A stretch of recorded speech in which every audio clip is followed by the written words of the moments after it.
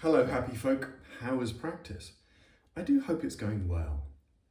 I have been exploring practice for many years, many decades actually, as we all know, as I keep barking on about. But the point I am labouring under constantly to express is that it keeps changing, is it keeps nourishing in ways that are, well, it's a bit like music. I listen to a lot of music. This is my new favourite band called Voa or Vower, and they're fabulous. And listening to their music inspires me to move and to discover and to listen and to pay attention. And practice is just like music or food or walking or sensuality or conversation. It's all an opportunity to discover something new, however. When I was teaching the other day, I was conversing and trying to get to the thing underneath the thing. And that is softness, trying to express to that person how their tension is necessary, but underneath it, that's what is important. That's where the good stuff is. So with that in mind, let's remind ourselves of the fact that we are working our hands and our feet. We're working the leg balls into the hip sockets. And then once we've got a good structure, we're going to let go. Simple as that. So I'm just going to talk through it and demonstrate and then come back and just close this off because that's all it is.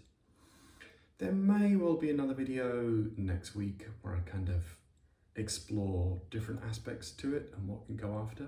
But for now, let's keep this super simple.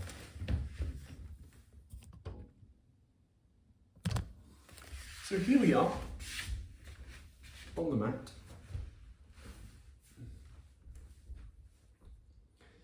Find out where your heels are. Let your feet relax. You don't need to overspread the toes. You don't want to create too much tension. Then just using your buttocks, lengthen your thighs, so lengthen your thigh bones. So you feel as though there is pressure in the feet, but it's kind of actively lengthening the legs. The hands then come down. We can rotate out, but the main thing is you want to try and tuck these bones in, fold these bones in, so they're not rolling out, they're kind of going in. We know that because you might get a sensation that the heels come out a little bit, not too much. If we then really work the thrust, we really work the thrust, the hips will come up, but we feel very rigid, especially when we apply the hands. But then start to let go of the pelvic floor and start to let go of the abdomen and start to let go of the diaphragm. And then keep reaching around that feeling.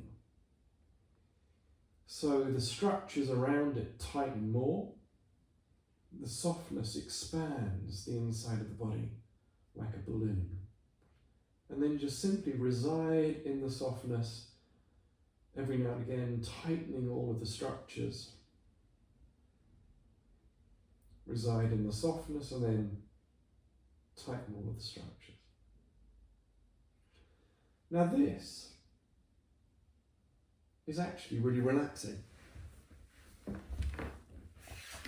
So that's how, ideally, you can then spend a good amount of time in the posture. When I say a good amount of time, not minutes and minutes and minutes. Don't work out to that, because even though your body might be able to do it, can your mind reside very easily, effortlessly, enjoyably inside the softness?